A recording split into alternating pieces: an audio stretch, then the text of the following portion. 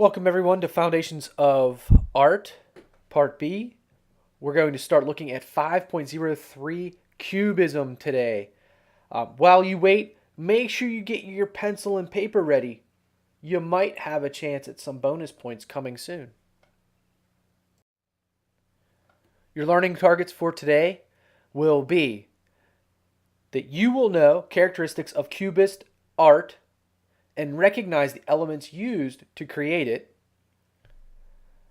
You will know the roles Georges Braque and Pablo Picasso played in the development of Cubism, and you'll recognize their artwork. Also, you will know the difference between analytical and synthetic Cubism. Cubism and its roots. Styles of art rarely come into being overnight. They usually evolve from several important sources. So it was with Cubism, which owes a great deal to French post-impressionist Paul Cézanne. In his later years, Cézanne reproduced objects to their simplest forms, showing them from multiple viewpoints in the same painting.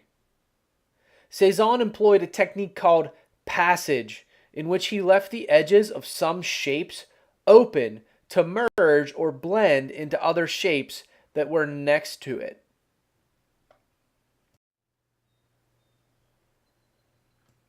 Can you locate areas where Cézanne used the passage technique? Cézanne's technique of passage was where he left the edges of some areas open to merge with adjacent shapes.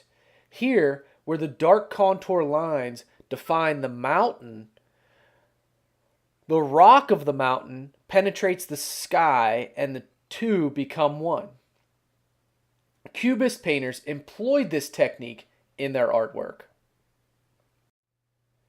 What do you think? How do you really feel about abstract art?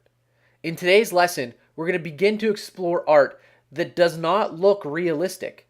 And we're going to begin with one of art history's greatest painters, Pablo Picasso. So what comes to mind when you think of Pablo Picasso?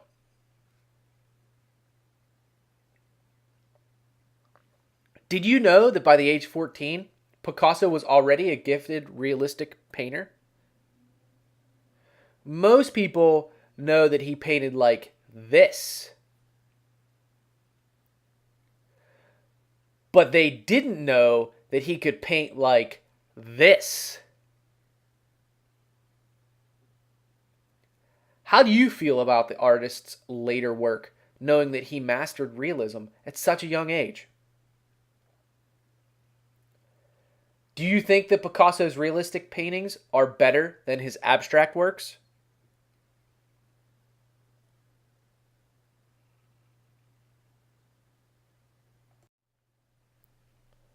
A brilliant collaboration.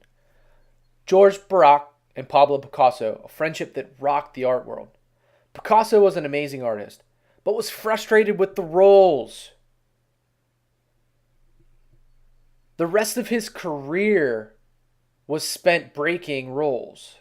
Braque was looking for something new. Picasso's new and daring style was just what he was looking for. Braque and Picasso looked for basic forms within their subjects.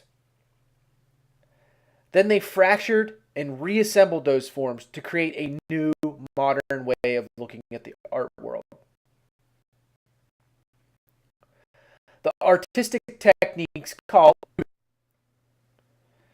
Let's describe. What elements of art do you see? What types of lines do you see? Do you see the hard-edged lines? What types of colors do you see?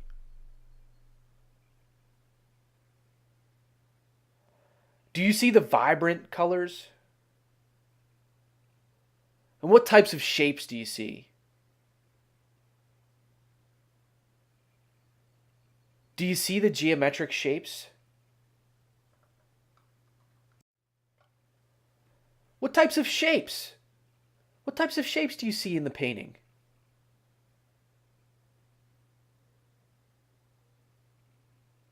Geometric or organic? Are the artists showing correct perspective? Does the painting look like it goes back into space?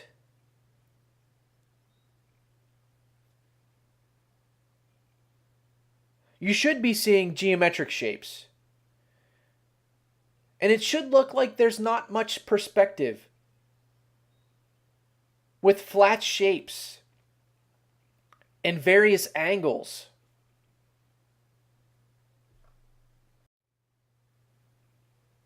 Would you like to earn some bonus points? What makes it Cubism?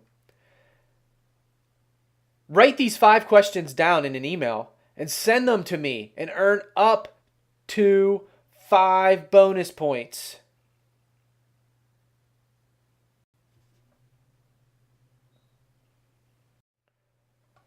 Analytical cubism and synthetic cubism. Analytical cubism is when the artist analyzes a subject, then disassembles and reassembles it into a series of fragmented geometric planes that intersect. Whereas synthetic cubism is when the artist depicts forms in a more recognizable way, although parts of their composition are still quite abstract.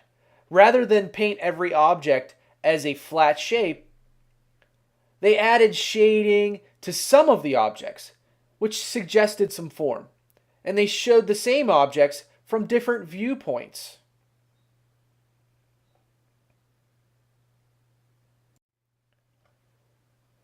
Let's explore analytical cubism.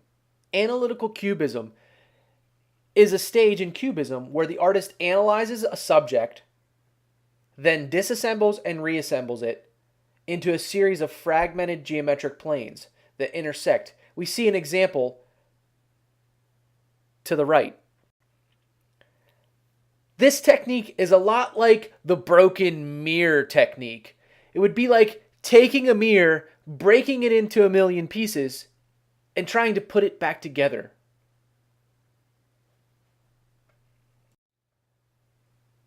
Let's take a look at analytical cubism. Mr. Thomas is about to get broken down, disassembled, and then reassembled.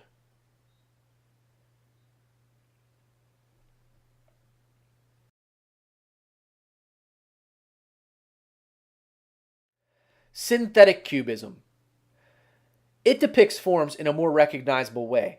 You know what you're looking at, although parts of the composition are still quite abstract.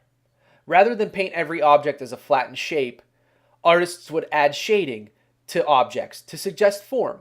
They would also use bright colors and add patterns and textures to shapes.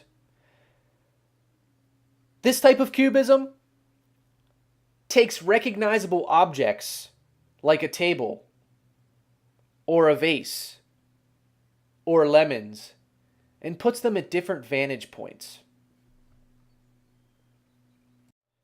As you can see, Mr. Thomas and his wife were out at breakfast the other day, and everything looks nice and normal.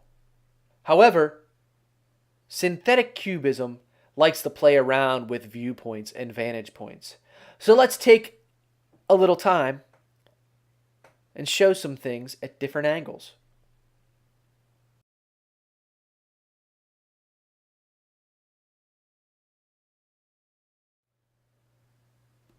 What do I do next? Make sure that you're reading Explore Cubist Art within Unit 5 and referring to your emails for the coming lessons this week. If you do have any questions regarding Cubism and our upcoming quiz, please feel free to email me. As a reminder, I will be out at PSSAs all week, but I will be looking at my emails. Have a great week, guys, and refer back for our next lesson.